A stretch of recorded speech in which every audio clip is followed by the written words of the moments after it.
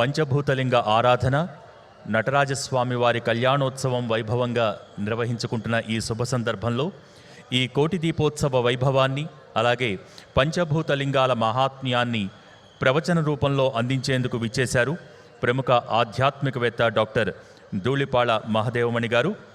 వారిని మీ అందరి కరతాళ ధ్వనుల మధ్య వేదికపైకి సవినయంగా ఆహ్వానిస్తున్నాం. గళద్దానగండం మిలద్భృంగ షండం చలచ్చారు సుండం జగత్ప్రాణ సౌండం కనద్దంతకాండం విపద్భంగ చండం శివప్రేమ పిండం భజే వక్రతుండం భజే వక్రతుండం గిరిసింహాసనమై నభంబు కచమై గీర్జానియే తాతయై వరవేదంబులు స్తోత్రపాఠమై సర్పంబుల్ తనూభూషలై గిరిరాట్ కన్యక దేహమై గుహుడు విఘ్నేశుండు సత్పుత్రులో హర వేదోపనిషత్తురంగ హర వేద ఉపనిషత్తురంగ నటరాజా మా నమస్కారముల్ నటరాజా మా నమస్కారముల్. సభకు నమస్కారం. ప్రపంచ వింతలు 7గా చెబుతారు, కానీ ప్రపంచ దేశాల్లో అద్భుతం మాత్రం ఒక్కటే అద్భుతం. అది కోట్ల దీపోత్సవాలు. ఎక్కడ ఏ ప్రపంచంలోనూ ఎక్కడ ఏ దేశంలోనూ లేని 12-13 సంవత్సరాలుగా కోట్ల దీపాలు వెలిగింపజేస్తున్నారు అంటే ఇంతకంటే పరమాద్భుతమైన కృత్యం మరి ఎక్కడా లేదు. అది కేవలం భక్తి టీవీ వారికి మాత్రం చెల్లుతోంది. ఏదైనా కార్తీక మాసంలో దానం చెయ్యాలి ముఖ్యము అన్నారు. ఆ దానం వస్త్రమో, పండు, సువర్ణమో, వెండో చేస్తారు.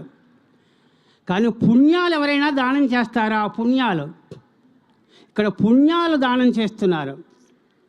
ఒక్క దీపం వెలిగిస్తే ఏ రోజు పాపాలు ఆ రోజు పోతాయట. 10 దీపాలు వెలిగిస్తే ఒక మంత్రి అవుతాట. 100 దీపాలు వెలిగిస్తే దేశానికే గొప్ప అంబాసిడర్ అవుతాట.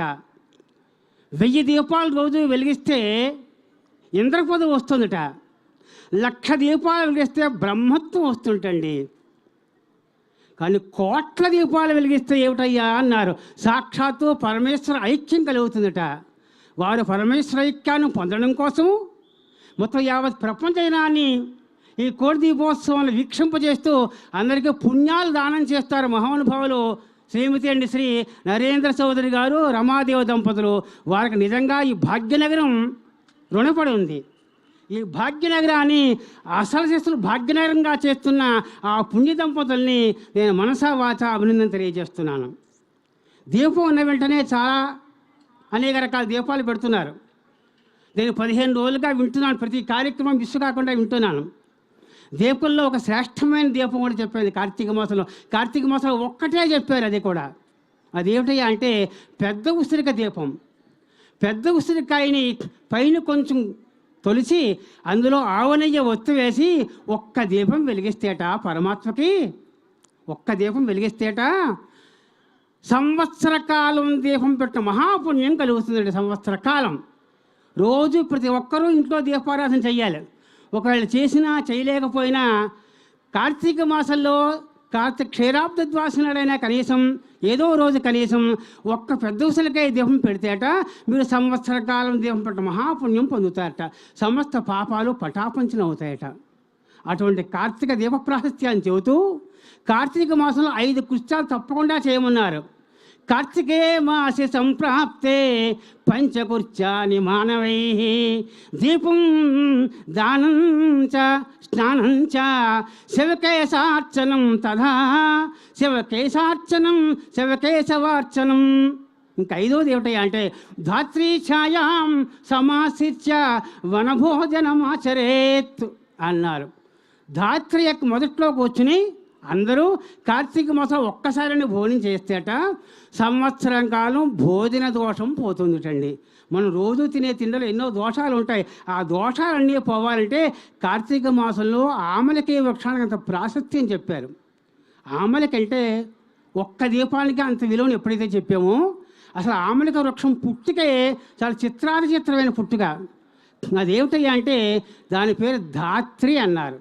ధాత్రి క్షీరాబ్ది ద్వాదశి నాడు తప్పకుండా ధాత్రి అంటే పెద్ద ఉసిరిని, తులసిని, దామోదరుని ముగ్గురిని కలిపి అర్చన చేయాలి. ముగ్గురికి కలిపి దీపాలు పెట్టాలి. మనం అందరం ఆ సంప్రదాయాన్ని పాటిస్తున్నాం. ఎందుకు పుట్టిందయ్యా అంటే ఈ ఆచారము, ఓసారి పార్వతీదేవిని జయ విజయులు అడిగేట, అమ్మా పార్వతి, అస్తి బిల్వ తులసీరుహ తుల్య పుణ్యయేక ఉత విష్ణు శివార్హ. అమ్మా, విష్ణుమూర్తికి తులసి అంటే ఇష్టము, ఈశ్వరుడికి బిల్వం అంటే ఇష్టము.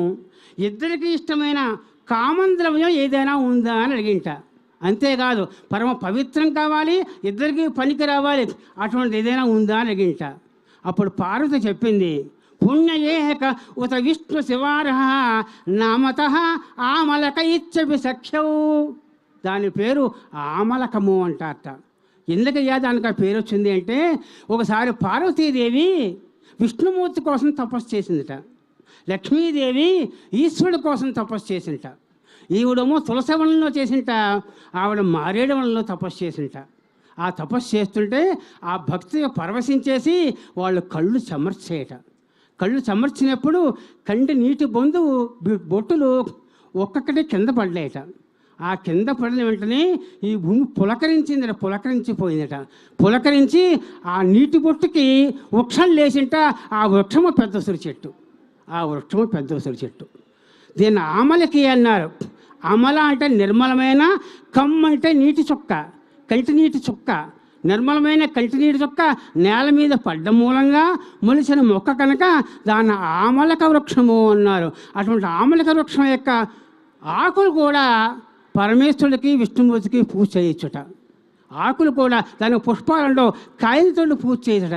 అంత పరమ పవిత్రమైన ధాత్రి ఆ భూమి పులకరించిందట. కనుక పులకరించి అలా పుట్టిందట. కనుక ధాత్రిని అంటే ఆమలకని భూదేవి అవతారము అంటారు, లక్ష్మీ అవతారము తులసి. కనుక కార్తీక మాసంలో ఆ పెద్ద ఉసిరికాయకి అంతటి మహిమ చెప్పారు. ఇంక ఈవేళ మనం అందరం చేసిన అదృష్టం ఏమిటయ్యా అంటే, పంచభూతేశ్వర లింగాలు అర్చన చేస్తూ అందులో ఆకాశలింగమైనటువంటి చిదంబరంలో నటేశ్వర స్వామి శివకామ సుందరిని కలిపి వాళ్ళ కళ్యాణం చూడబోతున్నాం. ఇది రేర్. ఇప్పటి వరకు నా దృష్టిలో ఇక్కడి వరకు ఆ దేవతా విగ్రహాలు రాలేదు. ఇది మొట్టమొదటిగా వచ్చిందేమో అనుకుంటున్నాను నేను.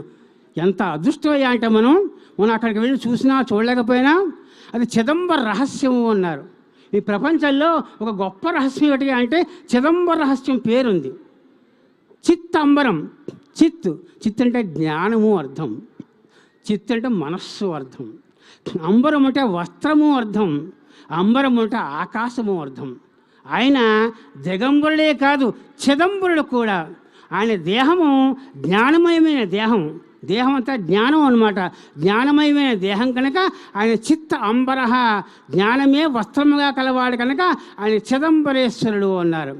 అంతేకాదు జ్ఞానమే ఆకాశ రూపంగా కలిగిన వాడు కనుక అది ఆయన పేరు చిదంబరు అన్నారు. ఈ చిదంబర స్వామిని వ్యాఘ్రపాద మహర్షి దర్శనం చేశాడు. మన భూలోకానికి ఐదు పాంచభౌతిక లింగాలు వచ్చాయి.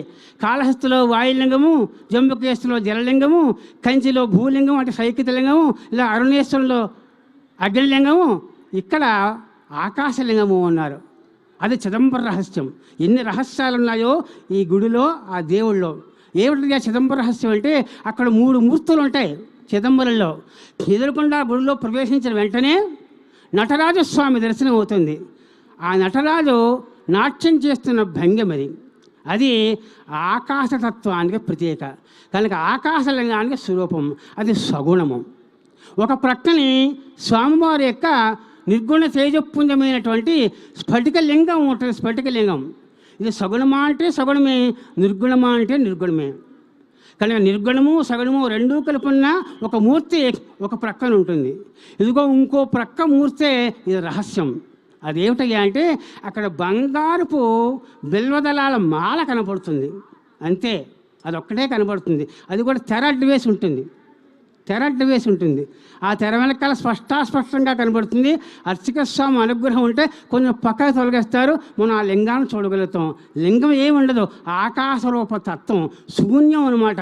ఆ బిల్వదళాలను బట్టి అదే ఆకాశలింగం మనం గుర్తించాలి. ఇది 3 స్వరూపాలు. అక్కడ ఉన్న రహస్యం ఏమిటయ్యా అంటే మొత్తం అయస్కాంత క్షేత్రంగా చెప్పబడింది. శాస్త్రవేత్తలు దాన్ని అయస్కాంత క్షేత్రంగా చెప్పారు. ఏమిటయ్యా అయస్కాంత క్షేత్రం అంటే మొత్తం భూమండలానికి మధ్యలో ఏ రేఖ ఏ బొట్టు అయితే బిందువు అయితే ఉందో ఆ బిందువుట నటరాజస్వామి కాలి బొటనవేలు గోరి కింద ఉందిటండి. బొటనవేలు కింద భూమధ్య రేఖ యొక్క మధ్య బిందువు ఉందట. అయస్కాంత క్షేత్రం యొక్క నాభిస్థానం ఏదైతే ఉందో అక్కడ స్వామివారు బొటనవేలు పెట్టి ఉంటారు. అంటే మొత్తం భూమండలాన్ని అంతనే ఆయన కేవలం బొటనవేలు మీద ధరిస్తున్న మహానుభావుడు కనుక ఆయనకి ఒక రహస్యము, అది ఒక చిదంబర రహస్యము అన్నారు. ఇంకో చిత్రం ఏమిటంటే ఆ ఆలయానికి మన దేహంతో ఉన్న సంబంధాలు ఉన్నాయి, మానవ దేహ సంబంధాలు అక్కడ చిదంబరానికి ఉన్నాయి. ఏమిటయ్యా అంటే మనకి 9 రంధ్రాలు ఉన్నాయి, 9 రంధ్రాలు. అక్కడ ఆ ఆలయానికి 9 ద్వారాలు ఉంటాయి. చిత్రం చూడండి. 40 ఎకరాల విస్తీర్ణమైన భూమండలంలో ఆ మహానుభావుడు ప్రతిష్ఠింపబడ్డాడు. 13వ శతాబ్దంలో దాన్ని గుడి కట్టారు. వ్యాఘ్రపాద మహర్షి దర్శనం చేసి మనకి అందించాడు. 9 ద్వారాలు ఉంటాయి, మనకి 9 రంధ్రాలు ఉంటాయి. ఇంకో చిత్రం ఏమిటంటే అక్కడ గోపురం ఉంటుంది, స్వామివారి గోపురం. ఆ గోపురానికి సరిగ్గా 21,600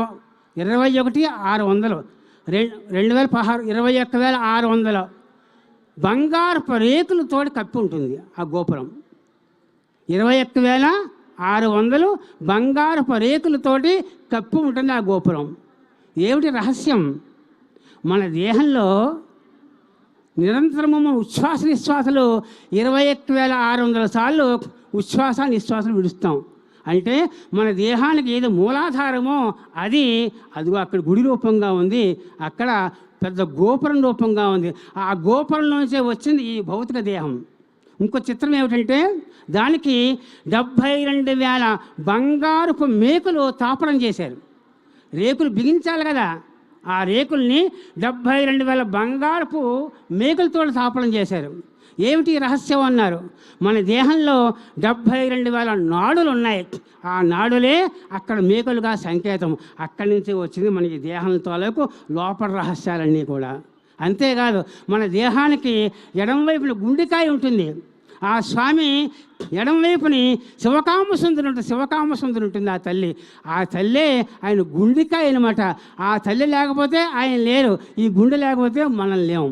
ఎంత చిత్రమో చూడండి. ఇవన్నీ చిదంబర రహస్యాలు. అమ్మవారి గుడిలో చిత్రం చూడండి. అక్కడ ఒక మండపం ఉంటుంది, ప్రాంగణం. 4 స్తంభాలు ఉంటాయి. ఆ 4 స్తంభాలు ఏమిటో తెలుసునా? 4 వేదాలు 4 స్తంభాలుగా అక్కడ ఉన్నాయట. 4 వేదాలు. అయితే అక్కడ 64 మూర్తులు ఉంటాయి. 64 కళలు, వాంగ్మయంలో 64 కళలు ఉన్నాయి. 64 కోటి యోగనీగణ సేవత అమ్మవారికి పేరు. 64 కోట్ల యోగనీగణానికి వాళ్ళ అధిష్టానం. అది 64 కళలు అక్కడ రూపాన్ని దాల్చి ఉంటాయి, మూర్తులుగా వెలిసి ఉంటాయి. చిత్రం, చాలా చిత్రం. అంతేకాదు అమ్మవారి గోపురం మీద, ఆ మండపం మీద 9 కలశాలు ఉంటాయి. 9 కలశాలు ఉంటాయి. ఆ 9 కలశాలు ఏమిటో తెలిసినా? నవదుర్గలకి ప్రతీక ఆ 9 కలశాలు. నవదుర్గలవి. ఇలా అణువులో, ప్రతి పరమాణువులో, ప్రతి అంగుళంలోనూ కూడా చిదంబరంలో అనేక రహస్యాలు ఇముడు ఉన్నాయి. అటువంటి మహానుభావుడు ఇవాళ శివకామసుందరితో ఇక్కడ ఏం చేయబోతున్నారు? ఇక్కడ కళ్యాణోత్సవం మొత్తం చూస్తారు. మన జన్మధన్యము, మన భాగ్యనగర వాసుల జన్మధన్యము. ప్రపంచ దేశాలు ఎవరైతే వీక్షిస్తూ ఉంటారో వాళ్ళ జన్మధన్యము. దీపాన్ని చూస్తే కూడా పుణ్యట.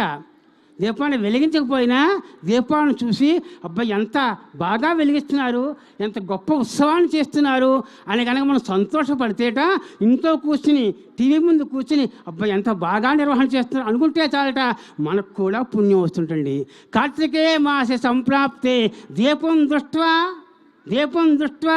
ఎవరైతే దీపాలను చూసి మొదటి ఆనందిస్తాడో వాళ్ళకి కూడాట దీపం వెలిగిన మహాపుణ్యం వస్తుంట. అటువంటి పంచభూతలింగాల్లో ఈ శివకామేశ్వరుడు ఎంత గొప్పవాడంటే శివమహిమ చెప్పడానికి అంతూ తెలియలేటండి. అసలు శివుని గొప్పతనం ఎవరైనా చెప్పగలమా అని పందాలు వేసుకున్నారట. దేవలోకంలో పందాలు వేసుకున్నారట. సరే ఓ పని చేద్దాం, మనం చెప్పుకుంటే పోతే కాదు రికార్డు చేద్దాం అనుకున్నట్టండి. రాయడానికి ఇంకు కావాలి. ఎంత ఇంకు కావాలి? అందుకని అసితగిరి సమం స్యాత్ కజ్జలం సింధు పాత్రే. పెద్ద కాటుకొండ దగ్గరికి వెళ్ళి దేవతను చితక్కొట్టారట. కాటుకొండంత బూడిదని తయారు చేసేట. పూర్వంలో శరాబుడ్డి మసి ఉండేది, అది కొని తెచ్చుకోవడం, నీళ్లు కలుపుకోవడం, లేకపోతే కొబ్బరి నుండి కలుపుకోవడం, కలంతో రాసుకోవడం అనమాట. అలాగా కాటుక కొండ, నల్లటి కొండని చితక్కొట్టి వస్త్ర కాలుష్యం చేసి కాటుకు తయారు చేసేట. ఇప్పుడు దీనికి సరిపడా నీళ్లు కావాలి. మరి ఎలాగా? ఓ పని చేశారు. కజ్జలం సింధు పాత్రే. ఈ కాటుకొండ బూడిదంతా కలిపి ఒక పాత్ర ఉండాలి, నీళ్లు ఉండాలి. రెండు వేస్ట్ కదా, రెండు తేడం కష్టం. అందుకని పెద్ద సముద్రం దగ్గరికి వెళ్ళేటండి. మొత్తం ఈ కొండంత మసిని ఆ సముద్రంలో వేసేసి పెద్ద పెద్ద తాడి చెట్లతోటి 33 కోట్ల దేవతలు అలా తిప్పి పలసగా ఇంకు తయారు చేసేట. బాగానే ఉంది, ఇంకు తయారైంది. మరి రాయడానికి కళాలు కావాలి కదా, పెన్నులు కావాలి కదా, ఎన్ని కోట్ల పెన్నులు కావాలి. అందుకని మామూలు పెన్నులు అయితే విరిగిపోతాయి, ఇంకా అయిపోతుంది. సురతరువర శాఖ లేఖని, సురతరువర శాఖ. స్వర్గలోకంలో కల్పవృక్షాలు ఉన్నాయట. ఆ కల్పవృక్షాల కొమ్మలు తక్కొట్టి కళాలు తయారు చేశాడు. పాళీలతోటి కళాలు తయారు చేశాట. గుట్టలు తయారు చేశాట. మధ్యలో రాస్తున్నప్పుడు కలం విరిగిపోకుండా ఉండడం కోసం. అంతా బాగానే ఉంది. సురతరువర శాఖ లేఖని. మరి రాయడానికి కాగితం ఉండాలి కదా, తెల్ల కాగితం ఉండాలి. తెల్ల కాగితం ఎక్కడి నుంచి వస్తుంది? ఇలా ఉండగా ఒక ఇల్లాలు వచ్చి ఏమండోయ్ అంటూ అంట, ఆగమ్మా మీ తెల్లకాయసం చూస్తున్నావు, నువ్వు ఎవరో ఏముండో ఏమంటున్నావు, ఏమిటి ఇప్పుడు కాదన్నట. కాదండి నా మాట వినండి అంటూ అంట. ఎవరో చెప్పమ్మా అన్నట. నా పేరు భూదేవి అంటారండి ఏందట. ఆవిడ భూదేవట. అయితే ఎందుకు వచ్చావమ్మా తల్లి అన్నట. నన్ను తెల్లకాయితంగా మార్చేసుకోండి, నా తెల్లకాయితం మీరు రాసుకోండి శుభ్రంగా, ఆ పరమేశ్వర కీర్తనలో ఉందట. కనుక ఆ తల్లి తెల్లకాయితంగా మారిపోయింట. మారిపోయినా రాసేవాళ్ళు ఎవరు? సురతరువర శాఖ లేఖనీం పత్రముర్వీ లిఖతేది గృహీత్వా శారద. సార్వకాలం ఎవరు రాయాలి? సాక్షాత్ శారదాదేవి కూర్చుని రాయాలి. ఆ శారదాదేవి పట్టుకు రాయడం మొదలెట్టండి. ఏనాడు ఎప్పుడు కుతయగల్లో మొదలెట్టంట. ఇంకా ఇప్పటికీ రాస్తూనే ఉంటే ఈవేళ కూడా ఈ క్రోధనామ సంవత్సరంలో ఇప్పటికి పొద్దున్న విష్ణుమూర్తి తన పర్యవేక్షకుట బ్రహ్మగారు మంత్రదర్శట ప్రతిరోజు వెళ్ళి విష్ణుమూర్తి ఎక్కడ దాకా రాశాడు అడుగుతాట. ఇవాళ పొద్దుడు విష్ణుమూర్తి వెళ్ళి ఆ శారదాదేవిని అడిగట, ఎక్కడ దాకా రాశారమ్మా అని. అయ్యా రాస్తున్నామండి, వేదాలు చదువుతున్నాయి, వేదాలు చెప్పలేక రెస్ట్ తీసుకుంటున్నాయి, మళ్ళీ ఉపనిషత్తులు వస్తున్నాయి, అవి కూడా చెప్పలేక రెస్ట్ తీసుకుంటున్నాయి, మళ్ళీ బ్రహ్మగారు వచ్చారు, మళ్ళీ బృహస్పతి వచ్చారు, వీళ్ళు కూడా రెస్ట్ తీసుకుంటున్నారు, నాకు మాత్రం విశ్రాంతి రాస్తూ ఉన్నాను. సరేనమ్మా ఎక్కడ దాకా రాసో చెప్పన్నట. ఇప్పటికి పరమేశ్వరుడి కాలకు కుడికాలు బొటం వేలు ఘోరంత రాశానండి ఏందట. అన్ని వేల కోట్ల సంవత్సరాలు ఆ పరమశివ కీర్తన రాస్తూ ఉంటే ఇప్పటికీ ఈ రోజుకి పరమశివుని తాలూకు బొటనవేలు గోరులో ఎంత భాగం ఉందో అంత భాగం మాత్రం శివ వర్ణన వైభవాన్ని రాసేటండి. అది శివుని యొక్క వైభవం. ఈ జన్మకి తేలుతుందా, కొన్ని వేల జన్మకైనా తేలుతుందా? అటువంటి శివపరమాత్మని మహావైభవంగా అర్చన చేస్తున్నారు, మీరు చూస్తున్నారు. మన జన్మధన్యము. ఇటువంటి కార్యక్రమం నిరంతరం కొనసాగాలని, ఆ పరమేశ్వర అనుగ్రహం కలగాలని, ఈ కోడి దీపోత్సవం ఈ వేడుక్కి ఈ వేదికకి ఈ కోడి దీపం ఈ భక్తి జీవి వాళ్ళకి ఉదయపూర్వకంగా ఆ పరమేశ్వర అనుగ్రహం కలగాలని ఆశీస్సులు పలుకుతూ స్వస్తి ప్రజాభ్యః పరిపాలయంతాం. ఈనాటి కోటి దీపోత్సవంలో ప్రవచనామృతాన్ని అందించినటువంటి ప్రముఖ ఆధ్యాత్మికవేత్త డాక్టర్ ధూళిపాళ మహదేవమణి గారికి ధన్యవాదాలు తెలియజేసుకుంటున్నాం.